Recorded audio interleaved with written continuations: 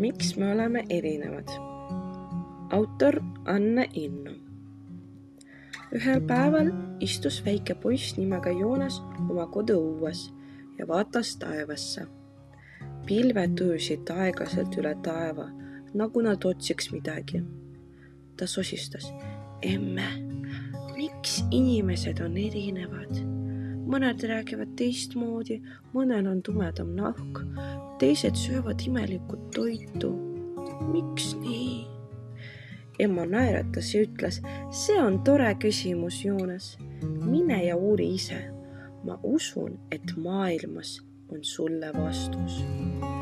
Ja nii algas Joonase väike rännak, mis viis teda üle põldude ja mägede, läbi linnade ja külade, kus ta kohtas uusi sõpru. Joonas jõudis aeda, kus lapsed mängisid ringmängu ja kõlasid trummid. Tere, hüüdis Joonas. Tere tulemast, ütles tüdruk nimega Amara. Meie laulame, kui päike loojub. Muusika on meie rõõm. Joonas küsis: Amara, miks sa oled minust tumedam? Amara naeratas, sest minu päritolu on teisest kohast, Aafrikast.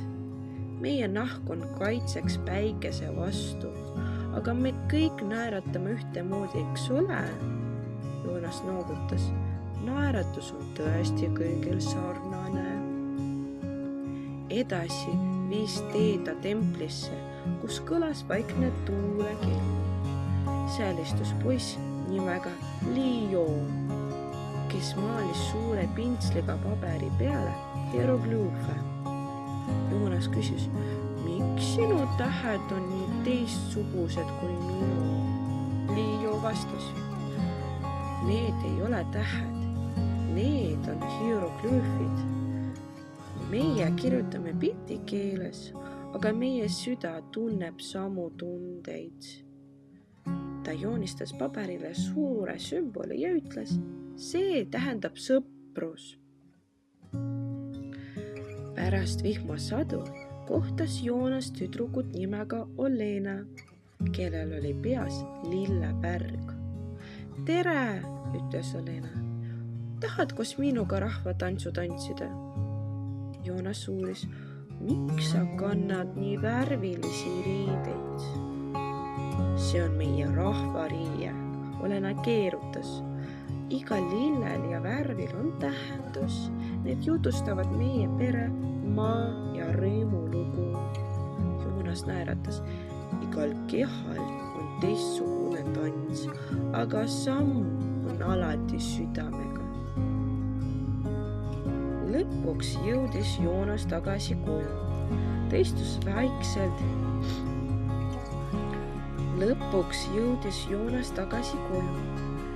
vaikselt ja vaatas taas taevasse. Emma tuli ta kõrvale. Noh, kas sa said oma vastuse?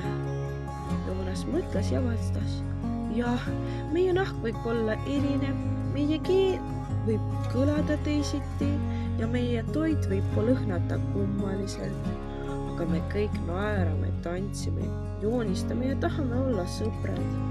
Me oleme erinevad nagu värvid viikerkaares ja koos oleme ilus pilt.